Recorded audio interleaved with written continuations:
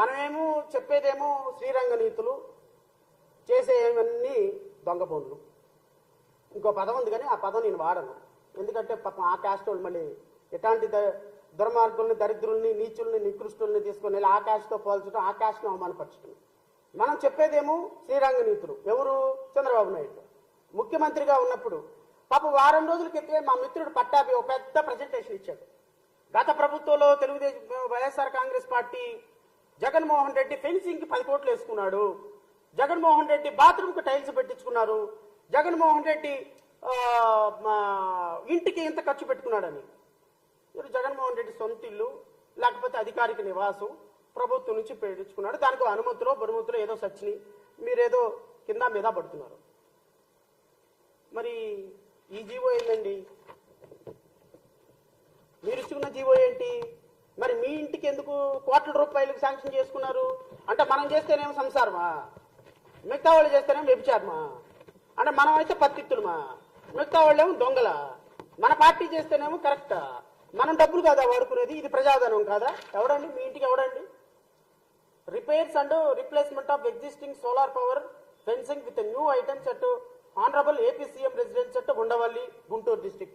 ఇదే అనక అధికారిక నివాసం కరకట్ట మీద కట్టింది, దీనికే పర్మిషన్ లేదు. దీన్నే కూలగొట్టమని మేము గొడవ పెడుతున్నాం, కూలగొట్టేస్తాం, కంగారం లేదు. నేషనల్ గ్రీన్ ట్రిబ్యునల్కి వెళ్తున్నాం, ఖచ్చితంగా మీకు నోటీసులు వస్తాయి. మేము చట్ట ప్రకారం మీరు ఏం చేయాలో మేము అదే చేస్తాము. మా పార్టీ ఖచ్చితంగా దీని మీద ఒక స్టాండ్ తీసుకుంది. కరకట్ట మీద అటు మంత్రి సత్యనారాయణ రాజు దగ్గర నుంచి మొదలు పెట్టుకుని ఇటు పక్క ఇరిగేషన్ గెస్ట్ హౌస్ వరకు ఏ గెస్ట్ హౌస్ ఉండడానికి లేదు, కరకట్ట మీద ఒక కట్టడం ఉండడానికి లేదు. కట్టడాలు ఖచ్చితంగా కోల్చాల్సిందే, అది ఇంక్లూడింగ్ చీఫ్ మినిస్టర్ హౌస్ అయినా కోల్చాల్సిందే. దాని మీద we are very clear and we are going to file a case against all these persons also, and we will see in the court of law, no doubt. ఎందుకంటే చట్టం ప్రకారం మీరు వెళ్లాల్సిందే. ఇలాంటి చట్టం అనధికారిక కట్టడానికి మీరు ఈ జీవోఎం ఆర్టీ నెంబర్ 321 డేటెడ్ 28/10/2024 ద్వారా డబ్బులు ఎలా ఉపయోగించుకున్నారు, డబ్బులు ఎలా చేసుకున్నారు? I wanted to know, at least people should know. సనాతన ధర్మకారి, రాష్ట్రాన్ని కాపాడేటువంటి ఒక ఆకాశం నుంచి దిగొచ్చినటువంటి ఒక cinema star, people star, power star, ఇంకా ఏదో జనరేటర్ స్టార్, ఇంకో ఏదో ఉన్నాయి. ఈ స్టార్లన్నీ ఏమైపోయినారు? ఈ ప్రభుత్వ జనం ఇలా దుర్వినియోగం అవుతుంటే మీరేమో రూపాయి జీతం తీసుకోరు, మీరు ₹1 జీతం తీసుకోరు. కానీ ఇంకోటి కూడా ఉంది, ఇంకొక కామెడీ కూడా ఉంది దీంట్లో. నేను తెలంగాణలో హైడ్రా వచ్చినప్పుడు పవన్ కళ్యాణ్ గారిని అడిగారు, ఏమంటే హైడ్రా వచ్చింది, మరి ఆంధ్రప్రదేశ్లో హైడ్రా పరిస్థితి ఏంటండి అని అంటే, హైడ్రా ఆంధ్రప్రదేశ్లో we must see that one should not suffer, and we have already constructed some constructions, the people should not suffer, and we will take a call on discussing with the various people అనేది ఇంగ్లీష్లో 4 ముక్కలు మాట్లాడారు. తెలుగులో దాని అర్థం ఏంటంటే, కట్టుకున్న వాళ్ళంట పాపం కట్టుకున్న సందర్భాల్లో పర్మిషన్స్ ఇచ్చిన వాళ్ళు, కట్టుకున్నప్పుడు ఖాళీగా కూర్చున్నటువంటి అధికారులు తప్పు కూడా ఉందంట. సో వాళ్ళు సఫర్ అవ్వకుండా వయా మీడియాకి ఏదో నిర్ణయం తీసుకుంటాము, బుడమేరకు సంబంధించి లేకపోతే రాష్ట్రంలో హైడ్రాకి సంబంధించినటువంటి ఒక నేను అనుకున్న ఏంది ప్రతి పదాల మీద లేనిపోయిన అన్ని గుప్పించేటువంటి ఈయన ఎందుకు ఇంత చిన్నగా మాట్లాడుతున్నాడు? ఒకసారి కట్టుకున్న తర్వాత దాని మీద ఏం చేయాలనేది ఆలోచన చేస్తాం అంటున్నాడు. ఏంటానంటే, జనసేన పార్టీకి పర్మిషనే లేదు ఇప్పుడు దాకా. విషయం అది. మన కట్టాం కదా 2019లో జనసేన పార్టీ కార్యాలయానికి పాపం పర్మిషన్ లేదు, ఆయన అధికారులు ఇవ్వలేకపోతున్నారు, పర్మిషన్ ఉందో లేదో చెప్పలేకపోతున్నారు.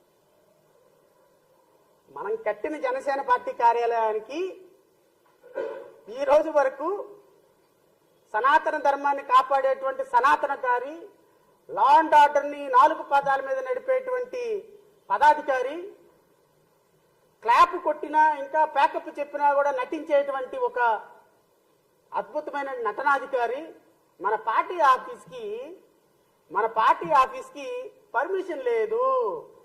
ఒకవేళ హైడ్రా లాంటిది ఏదైనా ఆంధ్రప్రదేశ్ రాష్ట్రంలో ఆంధ్రప్రదేశ్కు సంబంధించినటువంటి ఏదైనా చట్టం వస్తే ఫస్ట్ పోయేదేమో ముఖ్యమంత్రి ఇల్లు, రెండోది పోయేదేమో ఉప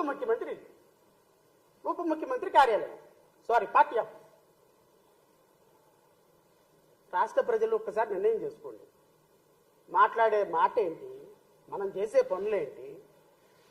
మీరు అధికారంలో లేనప్పుడేమో తిరుమల తిరుపతి దేవస్థానంలో పొలిటికల్ అపాయింట్మెంట్ ఉండకూడదు, తిరుమల తిరుపతి దేవస్థానంలో ఏ విధమైనటువంటి అనాధికారికమైనటువంటి వ్యక్తులు which are not connected to religious activities లో వాళ్ళు ఉండకూడదు. అప్పుడు అలా ఉంటేనేమో చాలా పొరపాటు. మనం వచ్చిన తర్వాతనేమో మనకి సాయంత్రానికి మందు గ్లాసులో మందు కలిపి వాడికి ఒక పదవి, ఐసేసేవాడికి ఇంకొక పదవి, పార్టీ కార్యక్రమాలన్నీ మొదటి నుంచి నడిపేవాడికేమో ట్రస్ట్ బోర్డు మెంబరు. ఇలా ఇచ్చినటువంటి పవన్ కళ్యాణ్ గారు మనం మాట్లాడితే ఎట్లా నీతులు? మన పార్టీ ఆఫీస్కి ఎక్కడుంది పర్మిషను? పాపం అనవసరంగా ఇప్పుడు ఈ అధికారులను పట్టుకుంటారు, ఇన్ఫర్మేషన్ ఇచ్చే అధికారులు. ఇన్ఫర్మేషన్ ఇవ్వతే నేను పట్టుకుంటాను, ఇన్ఫర్మేషన్ ఇస్తేనేమో వాళ్ళు పట్టుకుంటారు. ఏం చేయాలి? సో చెప్పే మాటలకి చేసే పనులకి నేను అడుగుతున్న జనసేన పార్టీ కార్యాలయానికి సంబంధించి ఏమైనా అనుమతులు ఉంటే కన్స్ట్రక్షన్ కట్టడానికి మీరు కట్టకపోయే ముందు, నార్మల్గా కన్స్ట్రక్షన్ కట్టక ముందే పర్మిషన్ వచ్చిన తర్వాత మనం కట్టాలి, అంతేనండి. ఎవరైనా సరే బిల్డింగ్ పర్మిషన్ తీసుకున్న తర్వాత బిల్డింగ్ కట్టాలి. బిల్డింగ్ పర్మిషన్ ఇప్పుడు మళ్ళీ సృష్టిస్తారేమో నాకు తెలియదు. But as on today Janasena party office, Mangalagiri party office ప్రధాన కార్యాలయానికి బిల్డింగ్ పర్మిషన్ లేదు. ఒకవేళ ఉంది అని మీరు ఎవరైనా చూపిస్తే I'm ready for a debate. Chandrababu Naidu గారు అక్రమ కట్టడం, కృష్ణానది ఒడ్డును కట్టుకొని దానికి కోట్ల రూపాయలు నిధులు కేటాయించుకోవటం, తెలుగుదేశం పార్టీలో ఒక వారం క్రితం ఒక ఆయన పటాభిరామ్ గారు మా మిత్రులు ఒక పెద్ద ప్రొజెక్టర్ పెట్టి గత ప్రభుత్వంలో చంద్రబాబు నాయుడు గారు జగన్మోహన్ రెడ్డి గారు అవినీతి చేశారు, అన్యాయం చేశారని చెప్పినటువంటి దానికి మరి మన అధికారిక నివాసానికి కోట్ల రూపాయలు కేటాయించుకోవటం ఎంతవరకు కరెక్ట్? కూటమి ప్రభుత్వంలో మమ్మల్ని అడిగేవాడు ఎవరు లేడు. భారతీయ జనతా పార్టీ మా దగ్గర ఉంది. భారతీయ జనతా పార్టీ అడిగిన పదవులు వచ్చేస్తున్నాయి. మీ రాష్ట్రానికి నిధులు వచ్చినా రాకపోయినా అడిగిన డబ్బులు వచ్చేస్తున్నాయి. జనసేన ప్రభుత్వంలో ఆయన ఎమ్మెల్యే అవనాడు డైరెక్ట్ గా ఉప ముఖ్యమంత్రి అయిపోయినాడు. మన రాష్ట్ర ప్రజల సెలవు వల్ల, మన రాష్ట్ర ప్రజలు ఇచ్చినటువంటి అధికారం వల్ల. మరి ఆయన ఎక్కడున్నాడో ఎవరికి తెలియటంలా, రాష్ట్రంలో ఏం జరుగుతుందో ఎవరికి తెలియటంలా. మీరు ఖచ్చితంగా ఆన్సరబుల్. ప్రజలు మిమ్మల్ని, మీకు అధికారం ఇచ్చినందుకు ఖచ్చితంగా ప్రజలు మిమ్మల్ని కోరుకుంటారు. సో ప్రజలకి మీరు ఖచ్చితంగా దీని మీద ఒక స్పష్టమైన సూటి సమాధానం చెప్పాలి. చెప్పకపోతే ఖచ్చితంగా ప్రజలు మిమ్మల్ని రేపొద్దున ప్రశ్నించడానికి ఖచ్చితంగా వాళ్ళ దగ్గర ఒక అవకాశం ఉంటుంది.